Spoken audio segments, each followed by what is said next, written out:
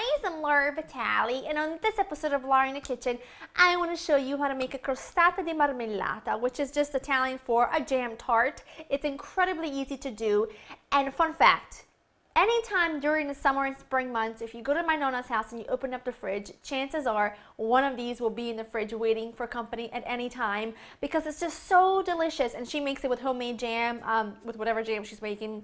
But it's incredibly good, and my husband's birthday recently passed, and if you follow me on Instagram, you'll know that this is what I made for him as his birthday cake because this is one of his favorites. So I'm really excited to share with you. Let me take you over the ingredients so we can get started.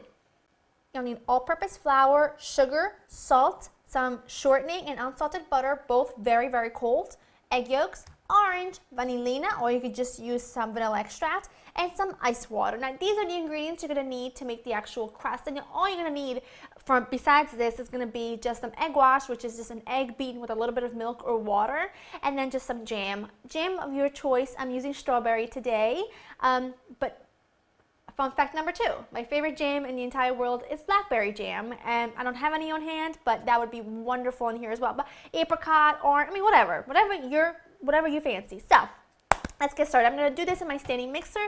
You could do this by hand, of course, or even in your food processor. Let's get to it. I've got my flour, sugar, and salt. Now, you could, if you wanted to, use just like a regular pie crust to make this, like my basic pie crust to make this, but this is my Nona's pie crust dough. So this is what I make when I make like Italian, pies and cakes and things like that. Like for my pastiera, I made something just about the same thing, really. So that's why. It's really good. It gives it a great, the actual crust has a ton of flavor instead of just kind of being a little bit on the bland side, but having great texture. This has great texture and fantastic flavor. So you can't beat that. Put in my vanilla, some orange zest. You want to really flavor this well. That'll do. It's plenty. Now, if you don't have vegetable shortening or it's not available to you wherever you live, you can use all unsalted butter. But I will say that the shortening just gives you a really good, like light and crumbly, like a light flaky texture. But just butter will give you just as delicious of a flavor. Maybe not as flaky, but hey, it'll taste delicious. I've just mixed those up just a little bit, and now I'm going to add in my shortening and my butter. And it's really important that your butter, your shortening, and your water are really ice cold. That's what's going to give you the flakiness. It's so important. So just going to mix these together until the butter is really well distributed throughout the dry ingredients, and then I will show you the next step. It looks good. You can still see the pieces of butter and shortening, which you want to see, but some of them are really broken up into small pieces, like the size of peas. Okay, so I'm going to add in my egg yolks. Now I'm going to mix this, and while this is going, I'm going to add 1 tablespoon of water at a time, and just keep adding a little bit of water at a time until the dough comes together. It should take about 5 to 6 tablespoons, maybe a little bit less, depending on if the air is really dry and whatnot. So just add 1 tablespoon at a time. You don't want to add too much, but you certainly don't want to add too little. So I'm just going to sit here, or stand here I should say, and add some in, and until the dough comes together, and I'll show you what you're looking for as far as texture. That looks good. It took about 5.5 tablespoons. You can see, pinch it together, it comes together beautifully. It's not soupy, but it's not dry. It's just perfect. Now in the summer sometimes, because of the humidity and stuff, it doesn't even take that much water, maybe 3 or 4 tablespoons, and it's perfectly fine. So that's why I don't really give you exact measurements. I just say add a tablespoon of ice water at a time until the dough comes together. Now, we're going to separate this dough. I'm going to take 2/3 of it. If I can make a little room for you to see. I'm going to take 2/3 of this dough and pull it together into a disc, and then take 1/3 of it. You can still see the pieces of butter and stuff. That's beautiful. And then I'm going to take the other 1/3 of it and wrap that one as well separately, because we need one for the bottom and one for the top. So the larger one will be for like the actual base, and then, and then the smaller one will be to make like a little bit of lettuce topping. these babies are ready to go. As you can see, this is bigger than this one, which is exactly what you want. Now these are gonna go into the fridge for around an hour. I wanna firm up that butter and shortening, and then I'm going to roll these out, get them filled, and I will show you all of that when these are ready.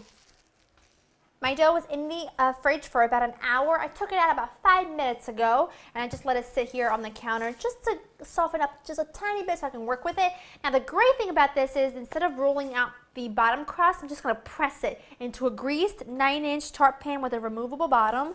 And before you get this started, you wanna make sure the oven's preheated to 375. And this, my friend, is just exactly the same way my Nana does it. She doesn't roll out the bottom crust. She only rolls out the very top. She takes the dough and just, it doesn't get any easier than this. There's no rolling out for this. Just have to roll out the top, but hey, that's not too big of a deal. I'm just gonna press this in. You can still see the butter and shortening. So you wanna make sure you work quickly so that you don't soften those up, because that will defeat the purpose of them being really cold to begin with. So just press this in, but make sure it's really even thickness. That's looking beautiful. Just take little pieces, and you're gonna have some dough left over, but that's quite all right.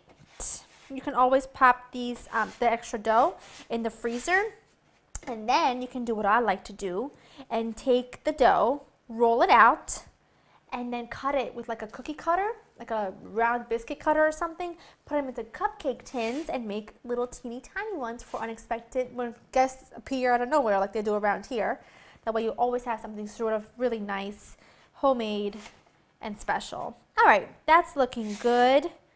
I'm not gonna be too finicky about it, even though I would like to cover this. There you go. Just make sure it's even thickness. That's all I ask for, my friend. Okay, let me grab a quick fork here. Well, I'm gonna grab a fork quickly and prick this all over the bottom and up the sides. And now I'm going to lay this with some aluminum foil because we need to blind bake this. We need to cook the crust partially. I'm gonna weigh this down with some dried beans. You can even use dry rice or something called pie weights. You can buy especially for this, but 99-cent bag of dry beans works just as well. Now I'm going to pop this into the oven and let this blind bake for 15 minutes and let it cool slightly, and I'll show you the next step. My tart blind baked for about 15 minutes, and now I'm just rolling out my second piece. You want to roll this out nice and thin. You want to make sure your board is well floured, or your work surface anyway, so that nothing sticks. I took this out about 5 minutes ago, just to let it come to room temperature a little bit so it becomes a little easier to work with. All right, that's looking good. I probably will end up using all of this anyway, but I will save the scraps with the remaining dough that was left over from the bottom and then pop it in the freezer. Okay, so I've got some strawberry preserves here. I'm gonna pop this in here, smooth it out. You can use any jam or preserve that your heart desires. I just happen to have strawberry on hand, so that is what I'm using. I don't know if you remember from last year when I made my homemade strawberry jam. Still got some hanging around, which is great. I love that. This year I'm hoping to make blackberry, but I have to find a good amount of fresh blackberries first. Anyways, just gonna take my egg wash, which is just 1 egg beaten with a little bit of water. You could use milk. Just brushing the sides. Now, a traditional lattice topping, you kind of go in and out on every other. I will show you in just a second. I'm just cutting off some strips here. Pop some on. Now, traditionally, you go every other. Like you lift one to put the next one on top, but I don't really have time for that, and I don't really think it makes a difference, so I just lay them across because that's just how I do it. I think I'll stop at this one, and then I just push right down on the tin and get rid of all the excess. Oops, it's all right. They go for delicious around here. Not pretty. It's my excuse. All I'm going to do is brush this with a little bit of the egg wash because I want this to get good color. And now this is going to go back into your preheated oven at 375 for another 20 minutes or so, or until it's a lovely golden brown color, and then you need to let it cool completely, and then we'll be ready to dig in. My tart went back into the oven for 20 minutes and then I've let it cool completely. Now, of course, I did want to mention that you could roll the bottom crust out with a rolling pin on a floured surface. If you wanted to do that, you would get a much prettier edge. But for me, I took the easy way out and I just pressed it in just because it was easier. Don't judge. But it works either way. It's up to you, really. Let me give this a slice. And I did mention that you could use any kind of jam you prefer. And I am interested to know what your favorite jam is. And I did mention that blackberry happens to be my favorite because not only is it my favorite tasting, but when I was a little girl, my grandmother, my nonna, myself, and my cousin Alessio used to go pick fresh blackberries and she would make the jam. Fun fact number 3. That is like too good. I don't like that, it broke on me. Too good to even share. Well, that's it. Go to laurainthekitchen.com to get the written recipe.